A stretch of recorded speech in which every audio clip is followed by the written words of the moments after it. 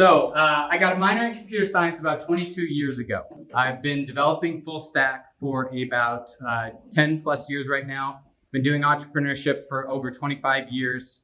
I teach at the university level. I've got a law degree. I've helped start over 3 startups in the Nebraska ecosystem.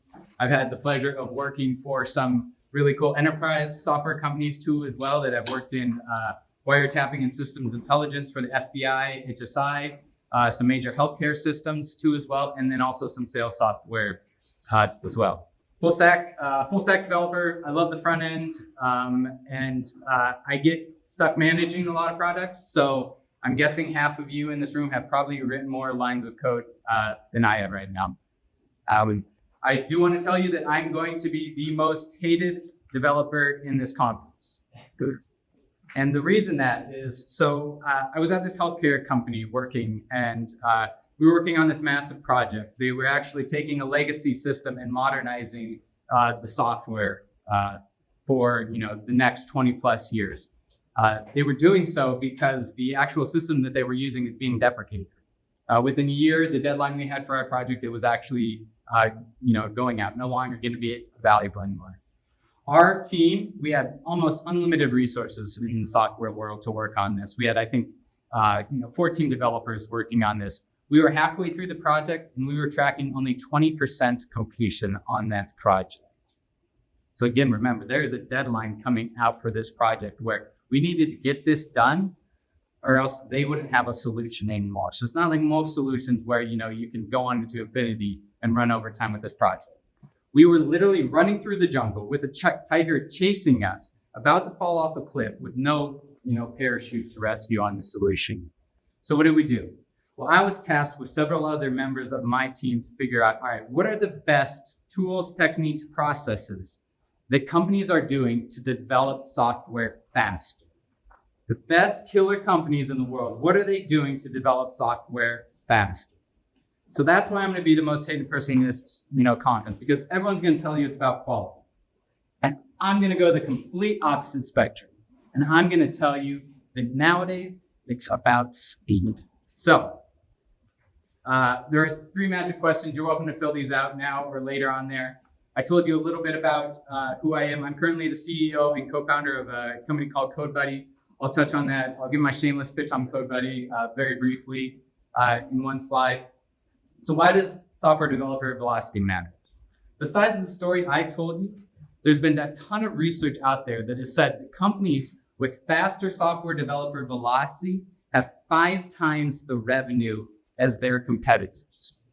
That's not companies with 5 times the amount of sales force or 5 times the actual process. That's looking at the effect nowadays that faster software has to a company's bottom line in sales. Software is eating the world. That's not it. Software developer velocity actually adds to 60% increased shareholder value, and then also 20% higher operating margins. It also adds to 50% greater customer satisfaction in your company, 52% increased brand perception, and 55% increased innovation index to the score. We all know that time is money. Software is literally almost all labor power. So the longer it takes for you to develop your software, the more it's going to actually cost you. So how do we take this traditional approach of, software has got to be, good and has incredible quality, but how do we also ship faster? In this presentation, we're going to go over 3 main things. We're going to talk about the hype of new software development tools and how they help developer velocity. We're going to talk about how culture affects developer velocity. And then we're going to talk about how product management affects developer velocity. And then we'll have a couple honorable mentions, takeaways too as well. If I present data on this report, this comes from a study that was done with over 440 large enterprises companies, interviewing the product managers and lead engineers for over 540 lead engineers and product managers at the company to determine what they've done for faster software developer velocity. Why do tools matter? So tools was one of the biggest, you can see by this bar chart they looked at, what had the biggest effect on software developer velocity, and tools had the largest effect on software developer velocity. And you can see there's many tools out there. We're not going to go over all of these tools in detail. It's also very much on a company by company basis, but the moral of the story here is that if you've got a tool that's going to add repetitive value, buy that tool, use that tool. There's a big, the biggest hype now is in generative AI and helping developers. And there's been several studies out there that have looked at how impactful has generative AI been in actually increasing software developer velocity. With actual low-level software developer tasks, they say that developers can now get those tasks done in 35 to 45% quicker. The trick here is that that's only for lower-level simple software tasks. They say for complex software tasks where it takes integrating multiple networks and multiple file systems together, generative AI is having less than a 10% effect on actually increasing that value. And in some places, that's actually introducing errors too in the system and prescriptive solutions in those solutions. It talks about the limitations of AI. We talked a little bit about complexity. Another area where generative AI is not performing very high is in tasks that require high domain level knowledge of the task, and then bugs and errors too as well. Not just like, how do I fix this bug, but actually going in and finding and fixing that bug. Generative AI is great for tasks that aren't very complex. What do we do with the tasks that are extremely complex? Most of the tasks that we get as developers. So I want to introduce you to what we call microcontracting. This is a phrase that we came up with one of the senior architects at Mutual of Omaha. It's what our company does. Basically, microcontracting, and I'll tell you a little bit of story how we got started with it. We were 4 developers. We just left an organization. We were validating a new concept. We wanted to be like the Airbnb for garage spaces during the pandemic, where you could take your garage, you could lease it out for storage, you could assemble grills and stuff for companies that needed that last mile of shipping and assemblage. And we validated this with a lot of large enterprises in the distribution, the shipping and storage world. And they were all like, yeah, that's great. That's a great idea. But hey, you guys are all developers. Do you want to come develop for us? Or, do you know anyone that's a developer? Or, can you help us understand why our tasks are taking so long? So we use this indication to actually pivot to working on what we knew best, which was software development and software development velocity. And so we went out and we researched hundreds of different developers and said, hey, what is literally the biggest impact, the no bullshit biggest impact of how do I get this software task done faster? And what they told us constantly over and over again, it's when I go to a senior developer and I say, hey, I know you've done this task before. Can you just show me how to do this task? So we created a system called CodeBuddy microcontracting, where we take a developer's task, you post it on our network, we break down that task using AI, we send it out to, we've got thousands of experts internationally that have already done those tasks before. They deliver a working prototype solution. We've got our own technology that visualizes that solution, helps the developer understand that solution, learn that solution, understand how they implement that solution into their technology, for the core aspect of taking a task that once took them 10 hours, a very complex task that they can't ask generative AI, and helping them get it done in under 2 hours. That's enough about us. The next area I want to focus on is insanely fast software cultures. So this was the number 2 thing at improving developer velocity, was improving the culture. And there's 6 key things. I'll let you read them afterwards, take them on with what you're doing. The biggest one being psychological safety, which is a crazy one to think of. I don't know if any of you have studied any evidence study, but psychological safety is the ability for developers to feel comfortable in their work environments and feel comfortable to take risks, to make mistakes, and give feedback. I was just at a presentation, before this, where the presenter kept asking people to, give their thoughts and feedbacks, and none of the people in the room felt safe to voice their opinions. And I voiced my opinion once, and he's like, "That's a great answer, but it's wrong." And I'm like, "Well, never gonna voice my opinion again in front of a group of 40 plus people." But psychological safety, what it boils down to is managerial authority. So we assign people positions in companies where they have managerial authority over people under. And I don't know if you've ever heard of the staircase effect, but I'm going to credit this to Jesse Watson. This is an incredible developer at Amazon who came up with this model of, think of it as you've got a manager at the top of the stairs and you've got an employee at the bottom of the stairs. And they're tossing around a very heavy ball, which represents a message. And for the manager to get his point across, all he has to do is lob the ball. And it has a huge effect. It goes tumbling down the stairs and knocks into, 4 or 5 people. For someone at the bottom of the stairs to get his message back up to manager, he has to pick up the ball and he has to take it and throw it with all of his strength. And half the time it doesn't even get up that staircase to his win. So psychological safety really applies in how do we create safe environments for developers to take risks and voice feedback. We hear a lot of it at the time where you've got that senior man that says, like, why the hell is this software task taking so long? And no developer has the willingness to come up and actually give them the real answer. Mentoring and burnout. So one of my first positions, I was a junior developer at a large company, and they, were onboarding me. They assigned me to their most senior software architect in the solution as my mentor for that session. This dude was brilliant. Like Stephen Hawking's brilliant, had been developing for 140 years. I don't know, but he literally everything he said, I did not understand. But he literally everything he was, and I don't know if you've had this before. He literally was literally speaking at a level over me and crossing over me. He gave me a task and I had no clue what was going on. And I was like, hey, but I need to put up something. I delivered this PR and he looked at this PR and he's like, what the fuck did you give me? It's 100,080 degrees different than what actually needed to be developed. And I literally just was afraid to ask for feedback. I was afraid to do that. So it's really important. And this is called the Dreyfus Squared model, is figuring out how to partner developers together. You never want to take your interns and you partner them with the most senior guy, even though you think that's the right thing to do because they have the most domain knowledge and they're the ones that actually have that free time to actually mentor other developers. The next thing is preventing burnout. I won't talk about this a lot about.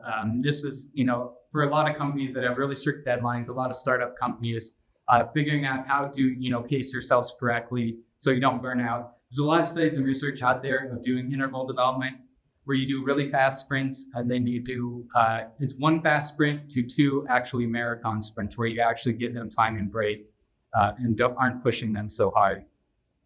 Okay, how product management impacts software developers. So we're gonna do a quick activity right now. If you've got a sheet of paper, it's very simple. It's gonna take a couple minutes. If you don't wanna do it, you don't have to do it. But the goal of this exercise is to write a mini white down. No coding requirement. We're gonna just spend a couple minutes on it. Work on your own for right now. The task is that a user wants to sign up and log into your software. So describe what you think the user's needs are. Draw or describe what the user experience should look like. And if you're a developer, what are the technical steps you would take to complete the task? A few moments later. Good. Okay, so we have a volunteer here. The obvious answer is you just wasted 5 minutes of your time. So. Because you should be reaching out to the user that is setting all those requirements, and then you're designing user stories around what they want. Why bother starting with a sketch in your own mind? That was a very good answer. Did you flip forward in the packet? No, that's just how I do business. I have a stakeholder engagement team that I would immediately go, all right, bring some users, and then we'll write some stories. Very good. Did anyone have any other creative suggestions? Now that he told you you're going to be wrong, let's go back to Valve's. Nobody's willing to. Yes. If you're building for something where you are visioning it, there isn't a customer bringing into the room. So you need to build a vision of what you think the proverbial customer you're aiming for would need. So, I don't think that it is wrong to design something. Great. I mean, you are working on a very generic task that's been done a million times. There's a lot of assumptions you can make to this. I just don't have generic tasks because it's not paying me. So, most I think the user, I don't have any. Rob, I see you write down a lot. That was your thought process. You don't have to. I'm just thinking, why would I want to create something that's my vision of how the student should use the system when I'd rather have them just use what they already know, and just bank on previous experience. Excellent. So, you touched on a very good thing, which rolls us next into the product management. Well, let me pull back. Okay, so say if I told you then that you sat down with the user, and I told you that the user only uses mobile, and that the user, they all have Microsoft and they all have Google logins already set up, and that a lot of times that they are very bad at forgetting their passwords. IT's constantly telling them showing them how to reset their password. How would you guys redesign that system? Go ahead. I heard someone. Back there. Is that admin service you passed? Use an existing service. Correct. Use an existing provider. Any other thoughts? Biometrics. Yep. So they don't have to remember their password. So this gets into product management. So product management capabilities. The 4 things that we really found with this is like the gentleman right here. The most important thing as a software developer you can do is make sure you're building the right things. I was working for a company that was doing a law enforcement software, and they were trying to modernize an existing system. We spent 12 months. There were probably 7 developers, probably over $1 million on that software product. They took it to beta testing. We had some really cool features on it, some really modern stuff that we were working. They took it to beta testing.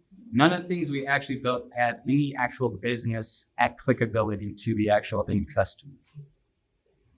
So a lot of times we feel that software is an asset, but really software is a cost. Software, gold is an asset because no matter what happens, gold is going to be valuable. Software is only valuable if it adds actual business utility to the end customer. So building the right things, in our opinion, what is the best way of building the right things is usability testing. And I'm actually doing a separate presentation on just usability testing for the Hartman Developers Conference. I don't know when that is in a couple of months, but I teach a seminar for this at Nebraska Wesleyan University for how to do this. There's some crazy stats about usability testing. Such thing as 88% of customers that have a single poor experience will never come back to that software ever again. And what is it? 91% of those people will never tell you that they had a bad experience. So you're literally just lost in this land of, have we even built something like that's valuable? And why are users using it or not using it to as well? Usability testing, I'm going to give you, I'm literally giving an hour presentation on this, but I'm going to give you the couple minute synopsis of this. So usability testing from day one. You don't wait, like I said, till month 12 when you already have $1 million spent on software. From day one, even if you don't have anything built, your usability testing or your competitor usability testing, which means you're taking the nearest competitor that you know to your software and you're actually usability testing their software to see what people hate about their software to the floor. You schedule 3 to 5 people in your target market that have never seen your product. This side down here, 86% of usability problems can be found with only testing 3 people. A lot of people think you have to send out these 100, person surveys to figure out what's wrong with your software, but that's not accurate. 100% surveys are only good when you're trying to tweak something very similar. When you're at the ground zero of day one, you want to do user interviews. You prepare a script that asks them to talk out loud when they're using their software, and you give them permission to make candid. That's the most important thing. Like we said, psychological safety. You need to draw out their actual feelings about the software. You record the session. You ask them to do tasks within their software, and you give them space to fail. It's the worst feeling ever when someone is using your software and you're sitting next to them and they can't find that button and you're like, just click that button right there. But you gotta let them fail, because that's the value that you're getting, is where you see that they can't find that button and the next 3 buttons behind it to the spot. What you do is you send the recording to every single department member in your organization. And you're wondering why I have this big section that's called conflict of interest. This conflict of interest is because a software organization is not just made up of a UX person that determines how software should be built. It is made up of finance and admin. It's made up of the leadership team. It's made up of marketing. It's made up of sales. It's made up of UI, UX. It's made up of user interface. It's made up of developers, QA engineers, testers, etc. All those people should get a vote in this. We call it a democratic process of usability testing, where everybody gets to watch the video and then everybody gets to vote on what they think the top 3 to 5 issues are on that video. You take those 3 to 5 issues, and that's how you determine what your next product roadmap or your next sprint is. You prioritize those issues, and then you rinse and repeat. You do it every month. If you're a startup, sometimes you can't afford to do it every month, so you do it every 2 months or every quarter or whatever it is. Small teams develop faster. I'm not going to go over this because a lot of this stuff can preach a lot as well, and I don't want to bore you guys, but cross-functional teams. Cross-functional teams does not necessarily mean you all sit together. We were talking about this at lunch.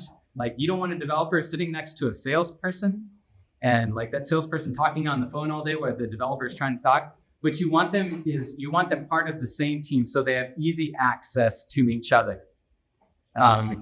Two like beats a rule, sizing a team and a goal and limit. Nothing. Well, I guess I have a riddle for you guys. So there's, I was working on a team with 14 people, including 8 developers and only 1 UI UX person. The UI UX person could only produce mock-ups for about 4 developers a week. So how many developers on that team were worthless? Anybody do the math? 8 developers, UI UX could only handle 4 of them. 4 of them were worthless. A lot of times we don't structure these cross-functional teams so the teams are even sustainable enough to do their own work successfully without being interrupted. Next thing, build versus buy. So I was working on a mobile team. I was new to mobile development. I had done a lot of front-end development before. I'd never done mobile development before. I was assigned push notifications. I don't know if everyone's done push notifications. I hate push notifications. I spent 4 months figuring out how to do push notifications for a very complex workflow that we had where we probably weren't even using push notifications in the way that push notifications were actually intended to be used. Push notifications, you send out something that shows up on your mobile device, whether iOS, Android, too as well. So what would have been better if I had, taken that 4 months and thanked that company for saying, hey, thank you for spending $92,000 of my direct and indirect costs to help me figure out how to do push notifications? Or would it have been better if we had taken time to pay $1,000 to a consultant to teach us, oh, here's a way how you can do push notifications? So this gets into what we call the buy versus build model. So there's literally 4 quadrants, and the quadrants are split up by, do we absolutely know this will benefit our clients on the x-axis? And is this unique to just our organization? If we know it's not going to benefit our clients and it's not unique to the organization, it falls in the who the fuck cares model. Ignore these tasks. Don't do these tasks. We end up doing a lot of these tasks. Don't do them. If it falls into the model of, yes, this will absolutely benefit our client, but this is not unique to us. Everybody else does push notifications. Everybody else has a login page. Everybody else sends emails and texts to them. You're in the parity quadrant. And what you want to do in this parity quadrant is you want to buy or consult. You don't want to take the time to, the months to train your developers how to do something that 1,000 developers have already done before.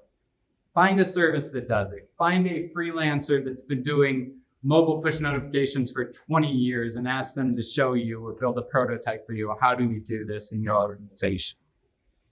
If we're not sure whether it's going to benefit our clients, but it could be unique to our organization, and these are things like doing research and development, prototype creation, like efficiency tools. These are things we call the innovate quadrant. And these are things that you also want to consult because you want to de-risk these things before you spend a lot of time on your development. So if you're trying to build the next AI vision thing for your organization has never done AI vision before, find someone to help you through that process. Once that has been de-risked, Then we go into the build model. So these are the tools where we absolutely know it will benefit our customer and it's unique to our organization. It's already been de-risked with what we're doing. That's where we spend all of our, internal staff resources.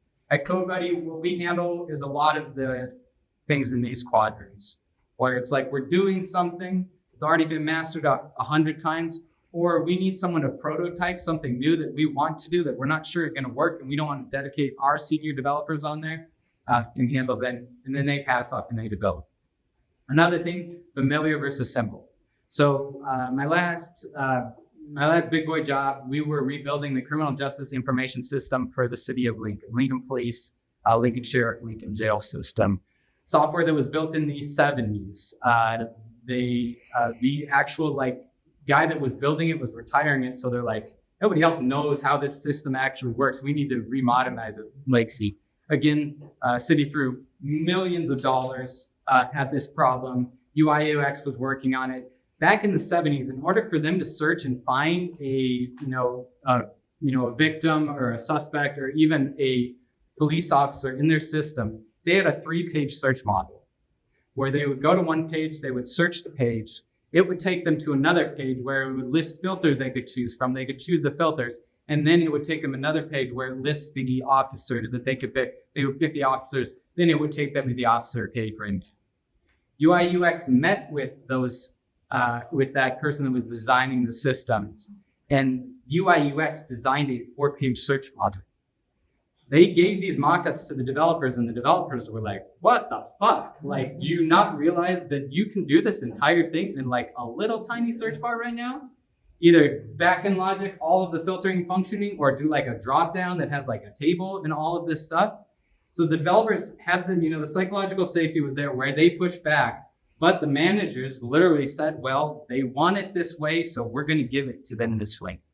So a task that could have taken a day just to put a search bar took them 2 weeks. And not only that, but they had to establish a pattern for search. So now that everywhere else in the organization, it had 24 different modules that was doing search, they had to do this 3-page search module. So it went from a task that could have taken a couple days to sprawling out into doing months and months for just a search feature, which is taken, for granted. So this concept of familiar versus simple, we talked about this a little bit. Everyone's familiar with email logging, but if there's a simpler, faster way to do it, do it that simpler, faster way. The last kind of quick exercise, you can take home and do this if you want, but I was at that same organization. I was a non-technical developer at once, and I didn't understand why it took weeks for one of my developers to change a button from one page to another. Then I was actually the developer, several years later, and I got assigned that task to change that button from the other page, and my manager was like, why did you give this an estimate of 3 to 4 days to change this button from this one page to this other page? And I said, well, because since we are doing federal law enforcement software, for every task that I do, you have told me that I have to both break down the problem, create a user stories on the actual board, define the requirements, get mock-ups from UI UX, talk to the senior architect how I'm going to do it, estimate the task, going back, sit in a sprint plan meeting for an hour, do a white docs about it, research it, create a new branch, write the code, write the test for the code, do accessibility for that code, desk review, do code scanning coverage, have the code scanning coverage tell me that I'm not scanning well and there's some weird contrast off and that linting is off or some stupid problem. Go back, fix that, submit pull request, blah, blah, blah. You get it. So for a very simple task that could take me 10 minutes of actual coding time, I've got 4 hours of overhead assigned to that specific task that I'm on. So I went back to him and I literally showed him this map and I said, for each task you're doing, this is the amount of overhead you're assigning to me for that specific task. And in some cases, that overhead is justified, but in some cases, that overhead is not justified. Honorable mentions. Honorable mention number 1, rewrite, don't refactor code. So this is becoming a big trend of like, we need this perfect code because then we're going to like slightly tweak the code to make it even more perfecter. Nowadays, you're seeing a lot of companies and a lot of software developments that are just ripping it out and rewriting, and they're actually seeing that it can be a lot less error prone when you actually just take time to rethink it, rebuild it, rewrite the unit test score, and it can go on and in. Kill regular meetings. So frequent meetings are, usually a failure of, having good product management, having non-cross-functional teams where, you should be communicating just regularly without having to have meetings. And then just a lack of organic team interaction. In architecture, there's a big trend now on consistency. Like these companies are like going super dedicated to make sure that when someone talks about something, everyone else is using that exact same terminology. And that exact same terminology is getting actually built into the code to help with both cross communication and also understandability within useful. And then rethink stand-ups too. So I don't know how many people have sat in a stand-ups where like you give your thing and then you literally zone out for the rest of the stand-up. Like I couldn't tell you what any of my developers like did the other day. If that's the case, you're doing stand-up wrong. Stand-up is not like an activity for us to police our work and determine output. Stand-up is an activity to make sure everyone has the most fucking awesome day ever. And like, how do we get that person to have the most awesome day? Removing blockers, encouraging them, supporting them, and, whatever it does to actually do that. There's a little brain map. You can't see it here, but if you've got it on your download, it's a list of all different activities that from past sessions we've had with people that reported that either there's it's color coded. Green are ones you want to actually increase time, like having focus work, experience, skills, passions. Yellows are things that need balance. So technical debt, I learned in my last session that I'm not describing technical debt as it actually should be. But in my concept, technical debt is taking shortcuts for that you can have to actually go back and fix. Technical debt needs balance. It's not something that you want to have too much or too little. If you have too little, you're writing too perfect software. If you have too much, you're writing too crappy software. Any other suggestions, like please email us as well. Last thing I want to do is take a couple of seconds to have you guys jot down what was the few things that you learned here that you didn't know. This helps me understand and keep track of we don't want to be presenting stuff that's not novel, because it's not novel. It's we just zone out and so what am I even up here standing for? So if you can write down what are a couple of the things that that you learned that when you on television, or that you want to share with your team. And then also maybe take a couple of seconds while you're doing that. Do you have any questions from it about this song?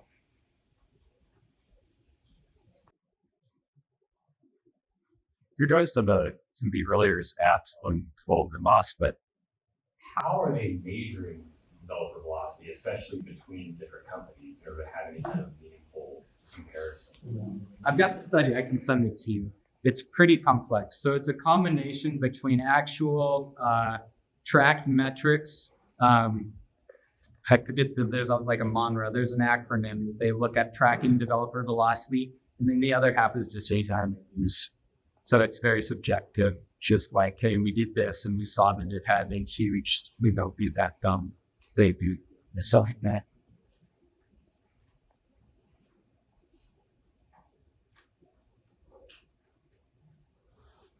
Anything like that.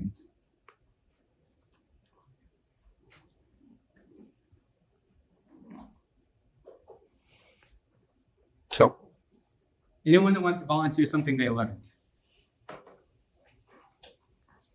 This is a safe environment. I actually just Chat with one of my Scrum Masters, and I'm we should rethink how we do retros and address some of the comments that you brought up. We have a problem where things want to be more perfect than they are. I want more prototypes faster to get attention and accolades for our team instead of oh, what have you produced for me lately? So Yeah. just comments on how we can go faster and adapt some of the things that you highlighted. So thanks for that. Thank you. Is there a hand over there? Yeah, I'd say one of the big takeaways for me is how crucial psychological safety is for the environment of the business, but also, as you said, for usability testing as well to get honest feedback. Yeah, absolutely. That's the main thing I say in my script is like, please be candid with me. This only adds value to us if you give us your open, honest feedback with what you're doing. Ruth? The impact that the velocity of the development is, I know, but it is more than I thought. The impact that it has on actual Yes, sales? yes. It's the crazy. velocity. Yeah, that was very surprising to us. Any other questions? Any recommendations for if you're doing usability testing early on and your user gets hung up on like a misspelling or something like that? Yep. As opposed to like what the program actually does. So like the misspelling is causing them to fail, or you're just saying they're not focusing on the things that you really want them to focus on? Yeah, you have one instruction in the skull, Oh, and they get stuck in that. It's like, on like your script or on the actual website? on the actual website. Oh, yeah. I mean, honestly, microcopy, we call it microcopy testing, is one of the best things you can do. Because there's these companies that spend millions of dollars on software, and then the users actually get pulled up on just a single word that they've used. And it's like, honestly, when they figured out that they could just change that one word and it like flip the switch and like everyone got it, that was like $1 million decision that they didn't have to spend 12 developers trying to actually figure out. So yeah, microcopy is a huge one. And then also it's just in the longer speech, we talk a lot about more like, how long do you let them go failing? How do you prod them along? What's the language you use so that you're not leading them on or biasing them with like your feedback? Because as soon as they know what you're working on and what you're trying to do, they're going to be biased. And there's two reasons that they're going to be biased. Is because one, they don't want to sound stupid. They don't want to profess that they're an expert in knowledge. And two, they don't want you to feel stupid, especially in the Midwest. We're very like kind and generous people. You'll feel like we got few people that are just willing to be like brutal, honest with their feedback. So one of the things we really try to teach too is only trust two things. Only trust what the user hates and what they've done in the past before. So if I'm validating a coffee or a hot chocolate, I'm validating hot chocolate. Rob and I are sitting at the mill. I'm like, Rob, hey, I'm like, do you love hot chocolate? And he's like, yeah, I really like hot chocolate. And I'm like, Rob, try my hot chocolate. And he's like, oh yeah, this is great hot chocolate. I'd buy this hot chocolate. And I'm like, oh, thanks. I'm feeling super good about myself. Rob goes up to the mill to the counter and he orders a coffee. And I run up and I'm like, Rob, what the fuck? You ordered a coffee. You just told me you love hot chocolate and you would, buy my hot chocolate. My hot chocolate is right over there. And he's like, well, I love coffee more. If I would have rephrased that and I would have said, hey, Rob, do you hate hot chocolate? And Rob's like, yeah, I hate hot chocolate. I would know immediately that. Or if I asked him, Rob, hey, the past 10 times you've gone up to that counter, what did you buy? And he's like, well, I bought hot chocolate once and probably coffee 9 times. So by asking him what he hates and what he's done in the past, I can get a much more honest. We as humans are very horrible at predicting what we actually like and what we will actually do and say for an environment. And usability testing kind of colors to like to choose features. That's for like improving the app. What about like we just are the beginning? It's both. We get into this argument all the time at our company. It's like the Ford model. So if someone, if you go to a customer, they're going to say, back in the 1800s or whatever, and you say, hey, how do you like your horse? And they say, I wish it'd be faster. It's like, all right, do you try to build them a faster horse or you try to build them a car? So it's like, there is a certain balance. We have a core value in our mission where it's like, listen to the user, but then throw it away and do what's actually right. So it can be used both for tweaking. I was always on the affirmation of tweak everything, just tweak incrementally. But I've learned through my co-founder, there are certain times where you just have to rip the whole baby out and you have to just like build in something to do. Well, in that same line of thought, do you ever like give them like a mock-up of a feature that you might consider doing before doing it, and then see what they think about it? Yeah, you can use ability tests with mockups. It's just not quite the same because again, you're not actually witnessing them doing some sort of interaction. And again, you're going to that thing where you're trying to ask them, hey, look at my pretty designs. Do you like my pretty designs? Will you use my pretty designs? And they're like, sure, like, get away from me, weirdo. I think the caveat to that I've experienced is if you draw it on paper and you explicitly say your finger's a pointer, Yeah. and then you actually see the thoughts, the wheels turning, and it's a cheap, low resolution way to get some sort of insight. Correct. There are other things you can test doing mockups. A better thing though is if you don't have it built out, go like look for an existing experience that's already there, or like what the alternative experience they're doing, and watch them on that, shadow them. And their existing experience is not even a software solution. Go and shadow them doing that like manual labor, whatever it is. Golden. The race great. My email is down here. It's just Devon@CodeBuddy. Feel free to follow up with me. Friend me on LinkedIn if you want. Email me if your organization wants us to come and like do a lunch thing. You just kind of do it for the better with software community. And it is within our corporate tool to write some. Thank you guys. Appreciate it.